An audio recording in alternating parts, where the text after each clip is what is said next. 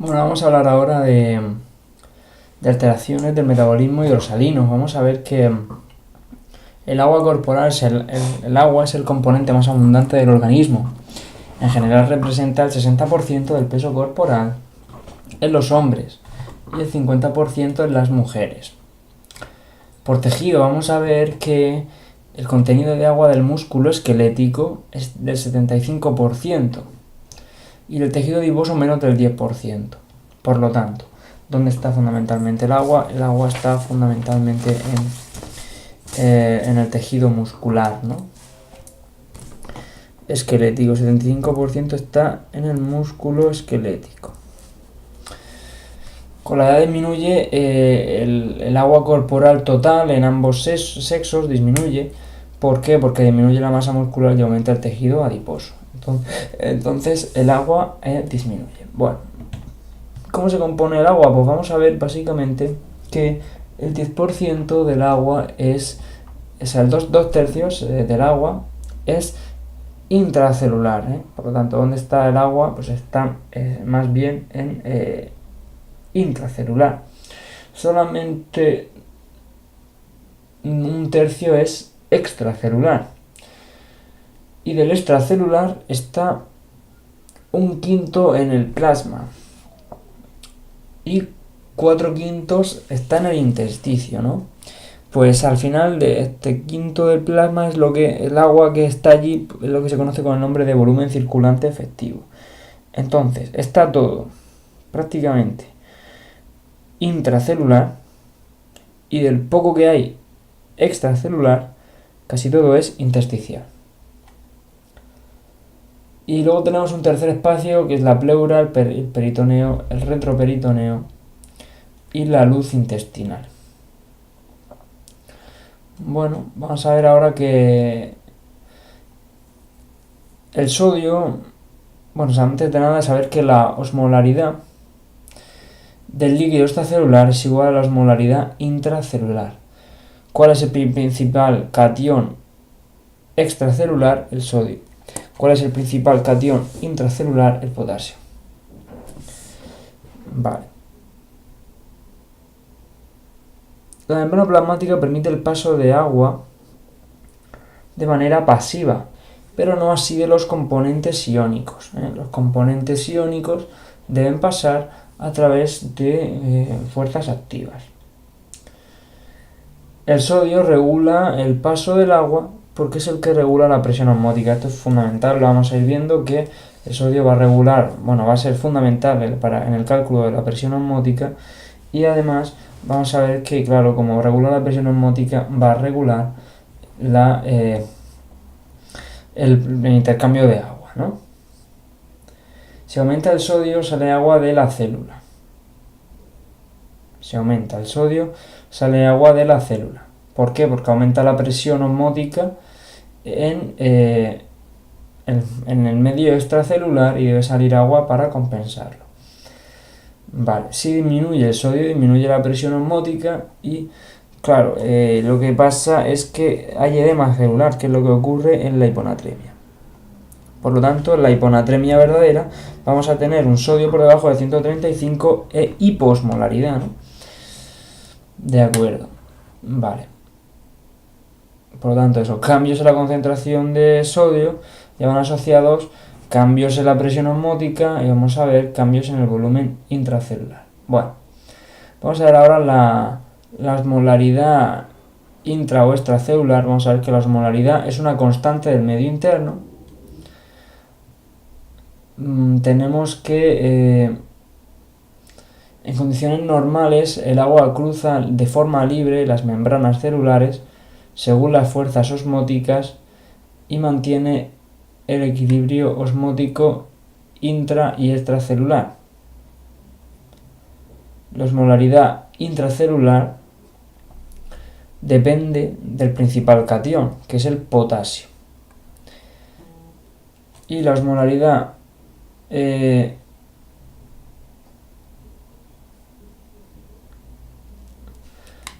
extracelular, el sodio es el principal catión extracelular. La albúmina también contribuye a mantener el agua en el espacio vascular. Presión oncótica. Vale, entonces en la osmolaridad extracelular depende fundamentalmente del sodio. La albúmina también. Y otras moléculas osmóticamente efectivas son la glucosa y el manitol. Y las sustancias osmóticamente inefectivas son la urea y el alcohol. Cruzan rápidamente la membrana celular e igualan su concentración en ambos espacios. Entonces, como la urea y el alcohol, que son sustancias inactivas osmóticamente, pero ahora veremos que sí que se incluye en la fórmula de la molaridad plasmática, que fundamentalmente depende del sodio, ¿no? Pero aquí hemos visto que hay también moléculas que son osmóticamente efectivas, como es la glucosa, ¿no? Vale. Glucosa sería endógena, ¿no? Y la urea, bueno, es sustancia osmóticamente inefectiva. Bueno, vamos a ver la concentración de sodio normal, varía entre 135, 145, refleja la relación entre la cantidad de sodio y agua. No mide ni la cantidad corporal total de sodio, tampoco nos indica si hay exceso o defecto de sodio. O sea, por sí solo al menos no lo hace. Tenemos la hipo o la hipernatremia, que se caracteriza la hiponatremia por exceso de agua e hipernatremia por defecto de agua, porque falta agua. Ahora veremos que puede ser pues eso, diabetes normal, diabetes insípida, en fin, deshidrataciones, pues gente que no tiene acceso al agua, en fin, ahora vamos a ir viendo. Luego tenemos los conceptos de osmolaridad y osmolalidad. Bueno, la osmolaridad básicamente se mide en miliosmoles por litro, ¿vale? Es una concentración de soluto de soluto en miliosmoles, la concentración de un soluto en miliosmoles partido de litro. Y la osmolalidad es miliosmoles de un soluto partidos en kilo de agua. Vale, o sea que no es lo mismo un litro de una disolución que un kilo de agua. Básicamente pues es lo que más adapta, sería el 60% del peso en los hombres, 50% en las mujeres. El rango de osmolaridad normal varía entre 280 y 295. Desde la teoría físico-química debe usarse la osmolalidad, ya que los osmoles están disueltos solo en el agua y no en todo el volumen de la disolución. Vale. Los osmoles están disueltos solo en el agua y no en toda la disolución, o sea, no se diluyen en el plasma, no solo en la parte acuosa del plasma, no en la parte celular. Entonces, claro, sí, es más correcto usar el término osmolalidad, que es miliosmoles partido de kilo de agua. Vale. Aquí tenemos la fórmula de la osmolaridad plasmática.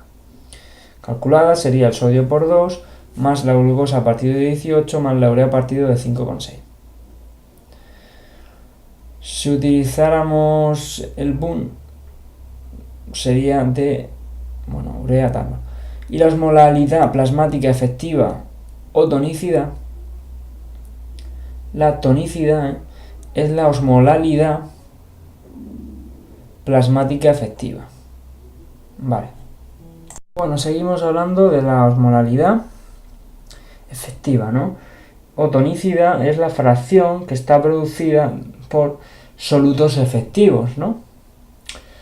¿Y por qué se incluye la fórmula y la urea y no es efectivo? Pues no nadie lo sabe, nadie sabe esto, pero sí que va entre la osmolaridad va entre 280 y 295.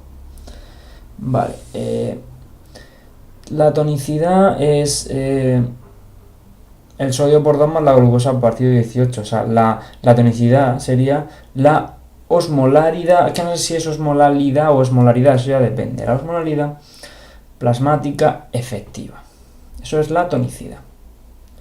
Vale. Pero, ¿cómo se calcula realmente la osmolaridad? Porque esto es la osmolaridad, o sea, lo que es los solutos partidos de litro de disolución, o que es aplicado a nuestro caso, los milimoles partidos de kilo de agua, dependen del sodio y de la glucosa y de la urea, pero como la urea no es efectivo, utilizamos la tonicidad, que sería la osmolaridad, digamos, efectiva. Bueno, pues la osmolaridad real se mide con un osmómetro y suele coincidir con la calculada, más o menos, ¿no? De hecho, un litro de plasma normal contiene un 93% de agua y un 7% de proteínas y lípidos. Ahora veremos en las hiponatremias que lo que hace es que, las hiponatremias, lo que hace es que aumenta el agua, pero tenemos una pseudo hiponatremia en la que parece que hay aumento de agua, pero lo que hay es aumento de proteínas y lípidos. Y lo que hay es que disminuye el... Bueno, ahora lo vamos a ver. Si aumentan los lípidos o las proteínas, disminuirá el agua. Y la diferencia entre la osmolaridad real calculada con un osmómetro y la calculada es el hiato osmolar. Suceden las pseudo-hiponatremias por hiperlipemia e hipoproteinemia. Claro, aquí porque disminuye el porcentaje de agua en el plasma y entonces disminuye la concentración de sodio también. Y la presión osmolar calculada. La presión osmolar calculada también.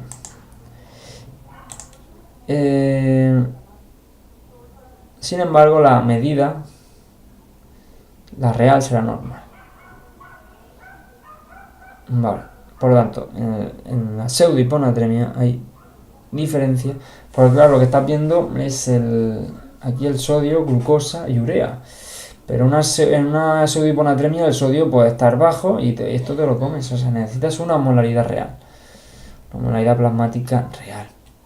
Otras veces la presión osmolar medida será más elevada que la calculada. Indica pues que hay una existencia osmolar que está circulando distinta a la de la fórmula. En hipoglucemia, bueno, en hipoglucemia no, porque está incluida aquí, entonces la osmolaridad va a estar alta, ¿no? Las dos, la de la fórmula, la calculada y la real se estarán elevadas, pero si hay manitol, por ejemplo, si hay glicina, claro, esto va a afectar. El alcohol y la urea no, porque son solutos que son osmóticamente son inefectivos, pero si hay glicina, si hay manitol, pues sí.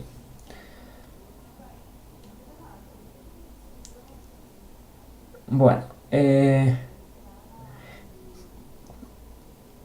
hemos visto aquí la osmolaridad, la tonicidad, que sería la osmolaridad, la presión osmótica efectiva, ¿no? Sería la glucosa, el sodio por 2 más la glucosa, vale. Y la presión osmótica real no coincide a veces, ¿no? Es con la calculada.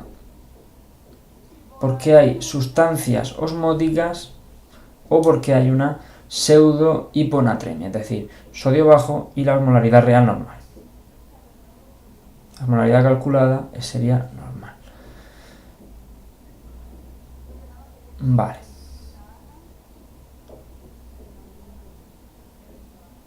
Osmolaridad, pero es la calculada, o sea, la real, no la calculada, porque las proteínas o los lípidos no juegan aquí ningún papel, entonces no te cambia. Es la osmolaridad real. Vale. Glucemia alta, manitol o glicina, pues eso, aumentan la presión osmótica y las situaciones de hiponatremia que cursan con hiposmolaridad, pues es lo que se conoce como el nombre de hiponatremia real.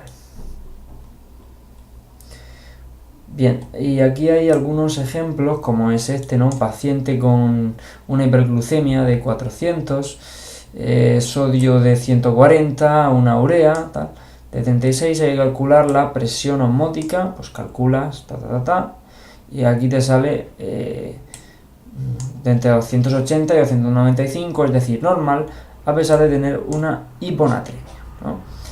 Entonces, ¿esta hiponatremia es verdadera? No, no es una hiponatremia verdadera, porque la osmolaridad es normal. Bueno, o sea, o sí que es una hiponatremia. Bueno, es que no lo sé. No, no es una hiponatremia porque la osmolaridad es normal. Es una pseudo. Y esta.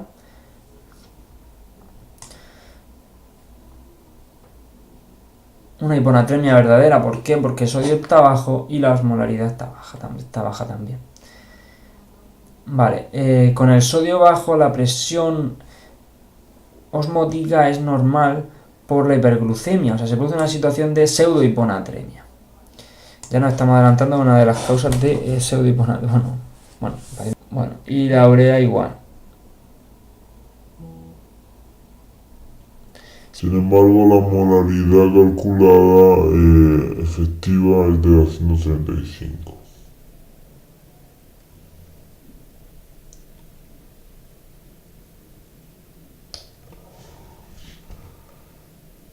Bueno, el concepto de agua libre lo que mide es la cantidad de agua libre. ¿De qué? ¿Libre de qué? Libre de solutos, ¿vale?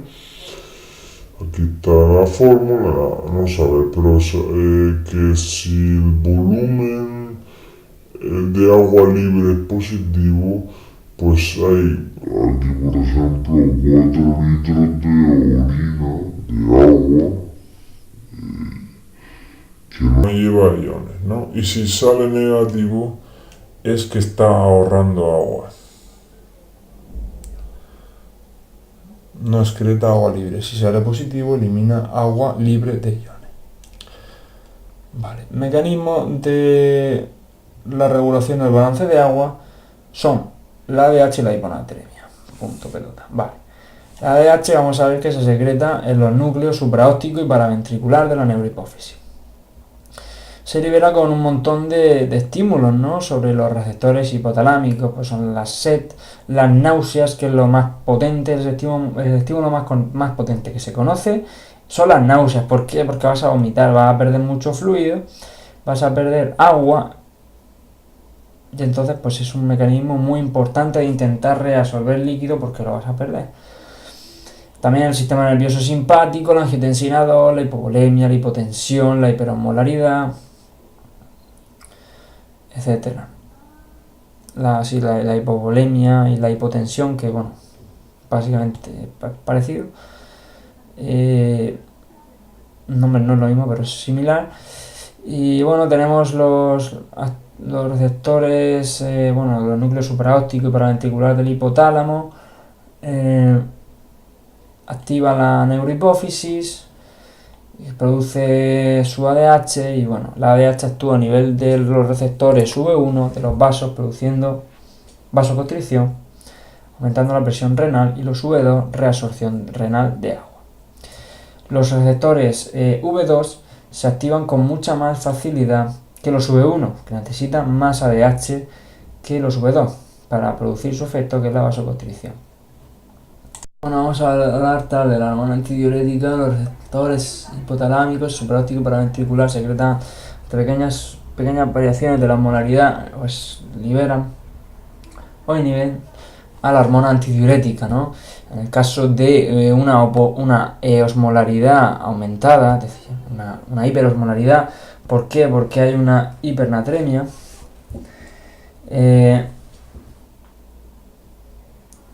Se libera ADH, que aumenta la reabsorción tubular de agua y disminuye el volumen de orina.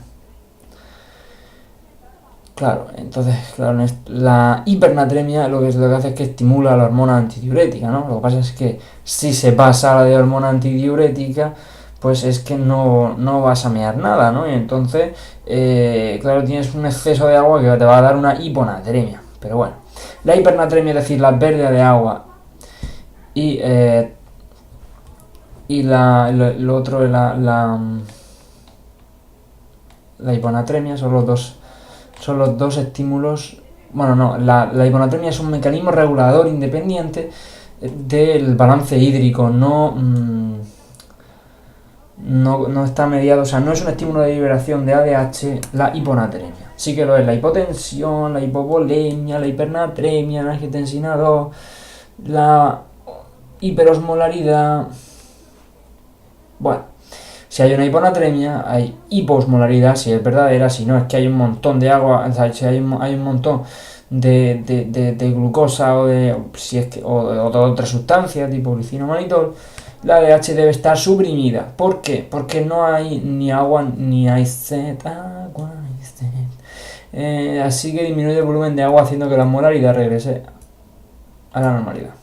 Vamos a seguir hablando que hay liberación por estímulo osmótico, ¿no? Umbral osmótico de la ADH y de la sed y de su relación con el volumen y la osmolaridad urinaria. Bueno, es súper importante saber que cuanto más volumen de orina, pues menos concentración va a haber. Hay una relación inversa en la concentración plasmática, la concentración en la molaridad urinaria y el volumen. Y por otra parte, los cambios en el volumen de orina y la osmolaridad son mayores con ADH bajas. Con ADH baja. Y el umbral osmótico para la secreción del ADH es el de 280, es decir, es el punto en la que la concentración urinaria comienza a subir. Supuestamente no habría ADH en el cuerpo, coincide con el punto de mayor dilución de orina, es decir, 280 ya está a tope, ya no funciona la ADH, no quiere más, porque ya está muy diluido, ya es que si sigue reteniendo agua, claro, hace una hiponatremia verdadera, ¿no? Con la presión osmótica disminuida. Entonces ya no interesa, si no, claro, esto va a ser muy importante, ¿no? Y el umbral osmótico para la sed, más de 286. Y es próximo a la máxima concentración de la orina. Los efectos renales de la ADH, pues básicamente es que mes menos aumentar la concentración de la molaridad de la orina. Claro, entonces ¿qué va a ser? Consecuencias sistémicas, pues que retienes agua y te baja la molaridad, ¿no? Tenemos liberación no osmótica de la ADH. De la ADH tenemos que disminuye el volumen efectivo circulante, debe ser mayor del 10-20% para que haya liberación de ADH. Con la hipovolemia se libera ADH y por eso el individuo está hiponatrémico, ¿no? Uno tendría que pensar que no, está hiponatrémico, ¿no? ¿Por qué? Porque está liberando ADH, manteniendo así la hiponatremia. La hipovolemia predomina sobre la tonicidad, por lo que cuando se arranca la ADH se normaliza la volemia, pero muchas veces se produce hiponatremia. Las náuseas es el estímulo más potente que se conoce. Durante las cirugías aparece un estrés quirúrgico que provoca también una hiponatremia por reabsorción en el túbulo colector de agua. Fármacos, ISRS y otros mediadores, pues también actúan a nivel celular y dan lugar a la producción de ADH y también producen la hiponatremia. La carbamazepina sobre todo. Aquí tenemos una tabla en la que vemos las diferencias básicamente entre la homorregulación del volumen circulante, el volumen sanguíneo efectivo, la homorregulación que se mide, pues básicamente están mirando la osmolalidad plasmática. Es decir, ¿qué es la osmolaridad? La osmolaridad sería los miliosmoles partido de kilo de agua, que básicamente la osmolalidad plasmática, la efectiva es la tonicidad, que depende del sodio y de la glucosa. Bueno, Y la regulación del volumen sanguíneo efectivo pues mide el volumen efectivo circulante, o sea, el sodio total. ¿Quién regula la osmorregulación? Los osmoreceptores hipotalámicos del núcleo supraóptico y paraventricular. Y el volumen sanguíneo efectivo, pues el seno carotidio, también la aurícula, la arteria aferente del riñón, eso regulan el volumen sanguíneo efectivo. ¿Y qué hacen? Activar el simpático, el sistema renina, angiotensina, testosterona, la ADH también la estimulan, el péptido natriurético auricular, que es el que dice, es el bueno de la película, que dice, bueno, pues está bien, no está mal, esto y tal, vale. Renal de sodio y tal, vale. Hiponatremia, ¿qué es la hiponatremia? Pues básicamente aquí lo tenemos que es la concentración de sodio por debajo de 135 y aquí lo que ocurre es que tiene que entrar agua a la célula y se produce edema celular. La mayoría de casos implica una ganancia de agua libre, bien por una ganancia excesiva de agua o por una dificultad para excretarla. La pseudohiponatremia es cuando el sodio plasmático es bajo pero la molaridad plasmática está normal o aumentada. ¿Por qué? Pues las causas más frecuentes es que eso, que haya proteínas o que haya lípidos por ahí que estén artefactando, digamos, la medición. Y las verdaderas, pues ya lo hemos visto. Tenemos luego las hiponatremias verdaderas que usan con sodio bajo y osmolaridad plasmática, la calculada y la medida disminuida, o sea, ambas disminuidas. Claro, la medida está normal o está aumentada. La medida, porque claro, la medida es la que hacemos nosotros así con el... Bueno, medida será calculada, ¿no? No es la real, es la calculada. Vale. Aquí tenemos que pueden ser una causa, una hiponatremia hipovolémica, es decir, que deshidratación, euvolémica, ¿dónde? Pues en un SIADH, básicamente, que está reteniendo agua ahí a tope, que está reteniendo un montón de agua y que orina muy poco y muy concentrado. Y una hiponatremia hipervolémica es lo que hay, es una hipovolemia efectiva por aumento del líquido en el espacio extracelular, ¿no? Edemas, ¿no? Edema de pulmón, lo que sea. Bueno, la pseudohiponatremia es una hiponatremia con una presión osmótica medida normal. Lo que hemos visto hasta ahora porque las otras moléculas activas normalizan la osmolaridad. Se producen hiperlipemias, hiperproteinemias como en los mielomas. O sea, los mielomas pues, pueden dar lugar a una hiponatremia, pseudohiponatremia, perdón. El aumento de estas moléculas ocupa una mayor proporción del volumen plasmático, ¿no? Y entonces disminuye la concentración de sodio y también falsamente, sale bajo, falsamente, porque se calcula con respecto a litros de agua. Es un error en la medición de sodio en laboratorio, se calcula con respecto a litros de agua. Y claro, pues, disminuye los litros de agua porque están siendo ocupados por otras proteínas y no van disueltos con el sodio. Claro, una hiponatremia con una presión plasmática medida aumentada sería el otro caso, ¿no? Sería en una pseudohiponatremia tenemos hiponatremia con tal o hiponatremia con una presión plasmática medida aumentada, pues tenemos el caso de la hiperglucemia, del manitol, incluso también lavados vesicales por una resección transureteral, pues te puede hacer una pseudohiponatremia con la presión osmótica aumentada. Se ha descrito con la glicina cuando pasa a la sangre. Luego tenemos las hiponatremias verdaderas, tenemos hiposmolar, todas son hiposmolares. Pues puede ser básicamente, entonces tenemos una situación de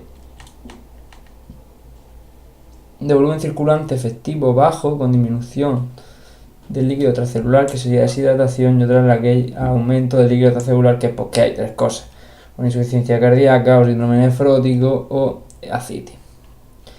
Bueno, el SIADH básicamente que es, pues es una hiponatremia euvolémica, ¿no? Hipomolar, evidentemente, si no sería una pseudohiponatremia con Con la presión osmótica aumentada, pues en las situaciones en las que hay glicina, manitol o glucosa, con la presión disminuida, como puede ser... No, o sea, tiene que estar normal, como mucho.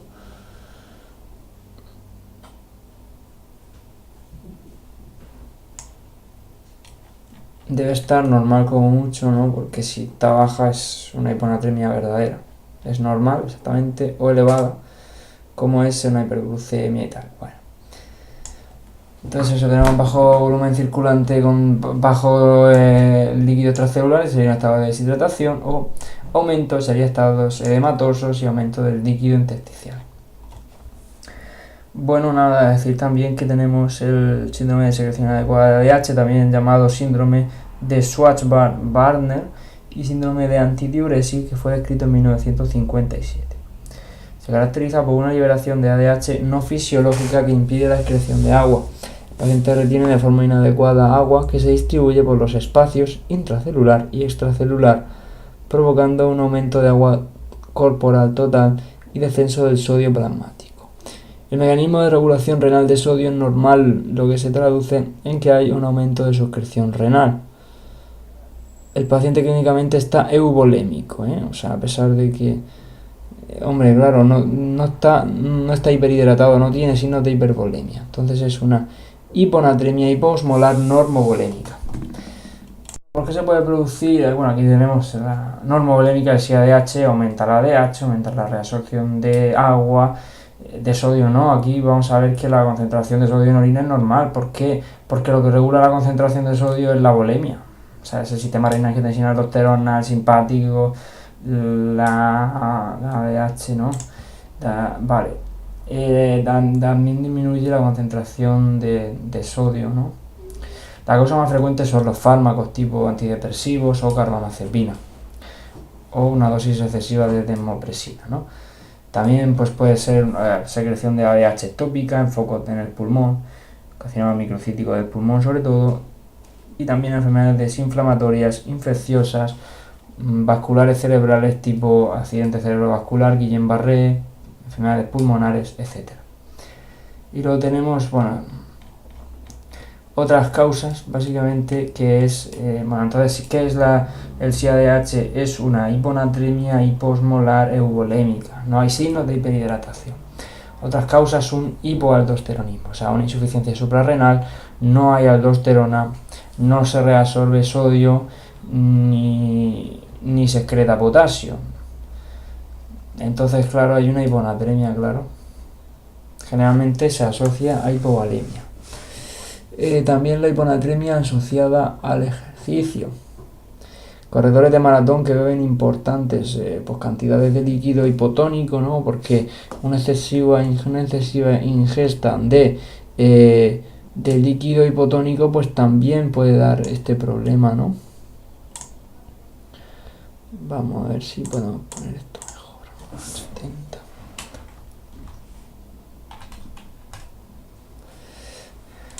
Bueno, sí, también pueden producirlo, ¿no? Aquí tenemos todas las causas. Sí, aporte de líquidos hipotónicos, es decir, que no llevan solutos, rollo osmóticos,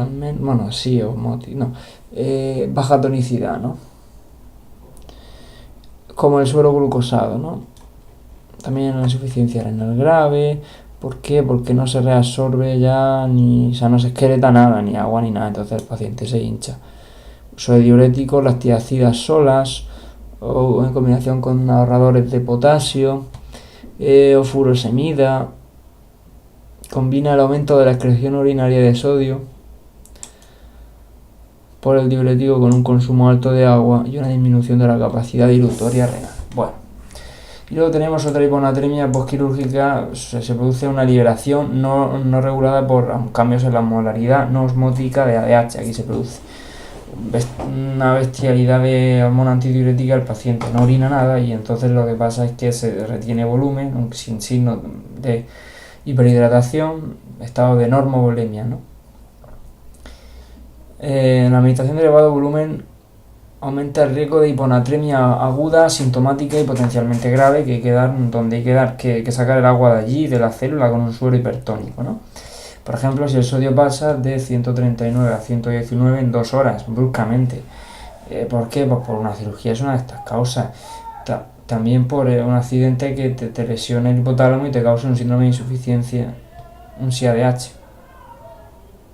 Vale. Entonces, claro, hay que tener en cuenta que la hiponatremia más peligrosa es la aguda, ¿no? Porque la crónica hay tiempo de ir adaptándose. Principales causas de hiponatremia aquí las tenemos. Osmolaridad aumentada, tenemos la hiperglucemia, también la ingesta de, manitol, solo con manitol, lavados con glicina, etc. La hiponatremia con osmolaridad normal sería pues esto. Que aumenten los lípidos o las proteínas, por ejemplo en un mieloma. Una hiponatremia que sea hiposmolar sería una hiponatremia verdadera, ¿no? Porque dice que aquí esta no se considera hiponatremia, pseudo hiponatremia. Bueno, pues puede ser por exceso, por ejemplo, de aporte, ¿no? Porque hay una polidipsia psicógena, porque te hayan dado un suero hipotónico, rollo glucosado, mucho tiempo, o que no puedas eliminar, por ejemplo, aquí las manifestaciones clínicas, y otras, aquí tenemos la polidipsia psicógena, porque no se eliminen, ¿por qué? Por algunos diuréticos, la insuficiencia renal, etc. Aumento de la ADH no osmótica, pues fundamentalmente por pérdidas renales, renales, dolor, vómito, cirugía, y ADH, ¿no? Es un aumento de esto es un aumento de ADH. No. Sí, es un aumento de ADH. Claro, entonces en el traumatismo se va a producir al revés. Claro, hay un caso de un traumatismo que tiene pinta de ser... Claro, exactamente. Es el de la hipernatremia, por una lesión aguda. Porque las causas de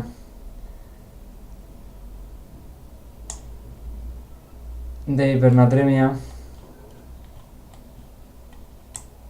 pues, o sea, de SIADH son los fármacos.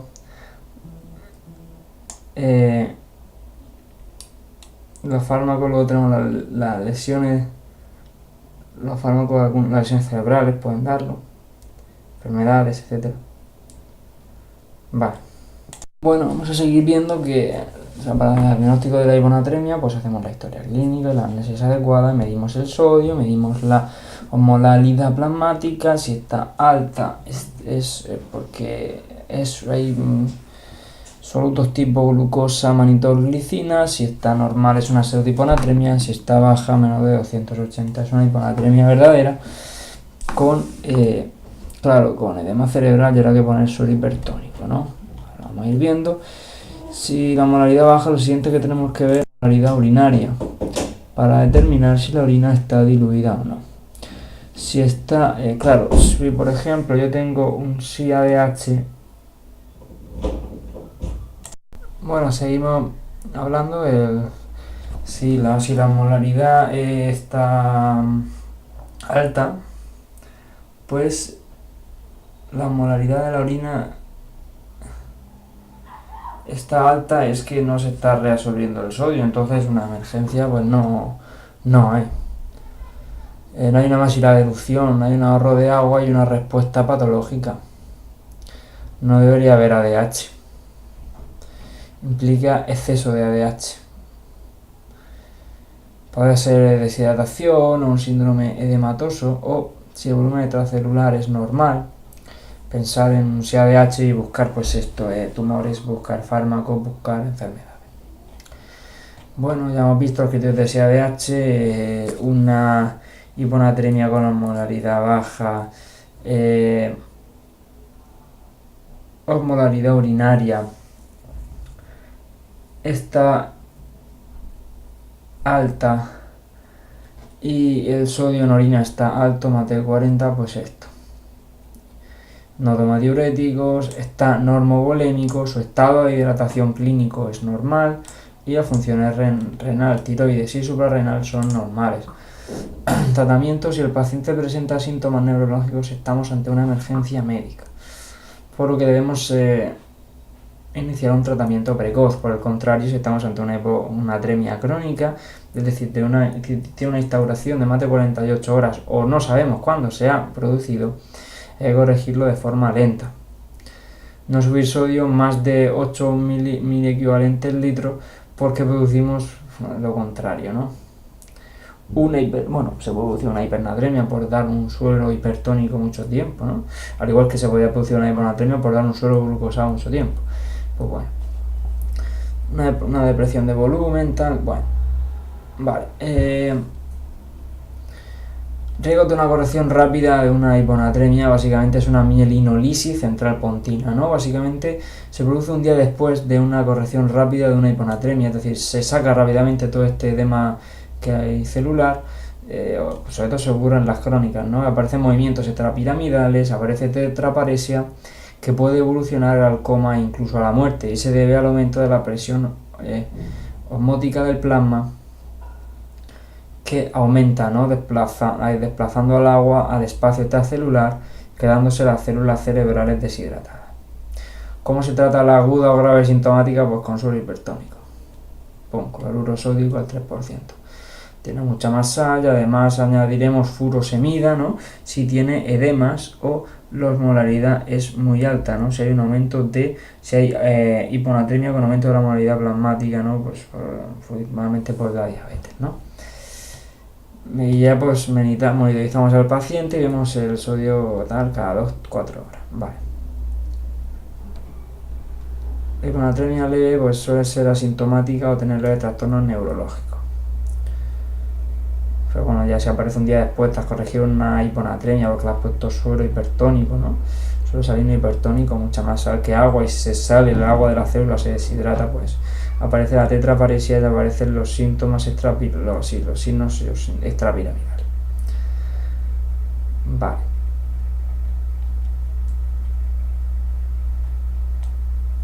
Vale, muy bien. Los casos clínicos, bueno, hipernatremia, vamos a ver que la hipernatremia consiste en la elevación del sodio plasmático por encima de 145, y existen dos mecanismos. Por pérdida de agua, la causa más frecuente es extrahospitalaria, ancianos que por su demencia o lo que sea no beben agua. La segunda causa es al uso de soluciones hipotónicas, ¿no? Pues suero glucosado, por ejemplo, en relación en hospital, ¿no? Entonces aquí lo que hay una pequeña elevación de la anatremia. ¿Por qué? Fundamentalmente porque se pierde agua, porque se pierde agua.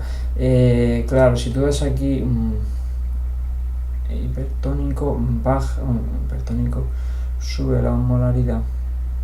Claro, es por haber dado un suero salino hipertónico. Hipertónico, al final hay una hipernatremia, vale.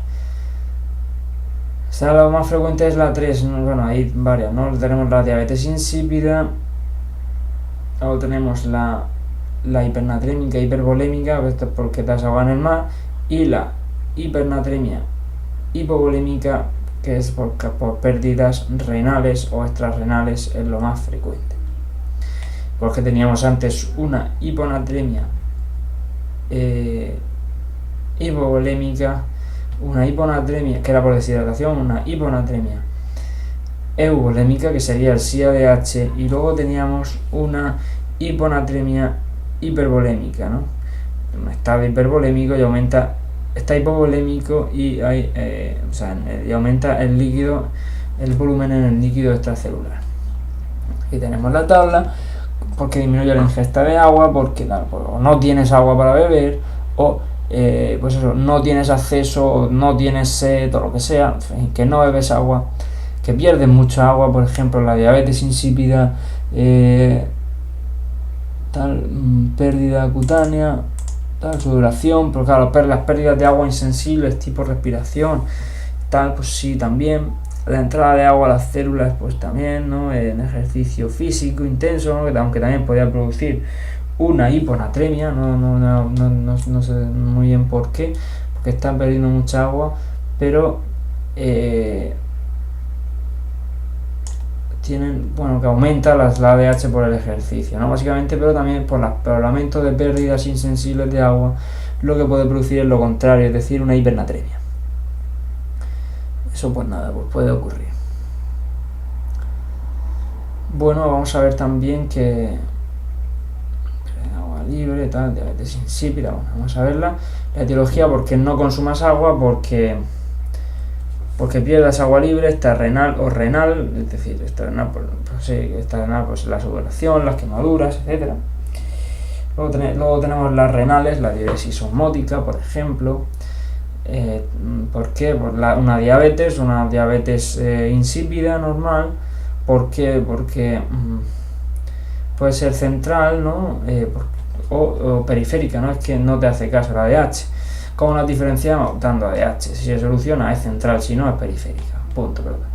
También puede ser una sobrecarga de sodio, ¿no? O sea, puede ser básicamente por dar una solución hipertónica o bicarbonato sódico o a un suelo salino sódico hipertónico, ¿no?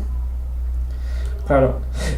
Cuando se da las soluciones estas de bicarbonato, que junto con las de bicarbonato junto con las hipertónicas son las dos que hay, ¿no? La glucosa es hipotónico, pues haber dado bicarbonato pues se da sobre todo en las paradas, ¿no? En el tratamiento de la hiperpotasemia y en el tratamiento de la acidosis metabólica. Bueno, aquí igual no es edema cerebral, es deshidratación, pero vamos, que al fin y al cabo es la misma: cefalea, somnolencia, deshidratación, convulsiones y coma. Se produce un mecanismo de compensación por el cual en la hipernatremia crónica aumentan los osmoles intracelulares. También hay signos clínicos de deshidratación y síntomas generales pues intensa, ¿no? ¿Cómo lo diagnosticamos? Pues con una la anamnesis, la exploración física, medimos el sodio, sale más de 145. Vale.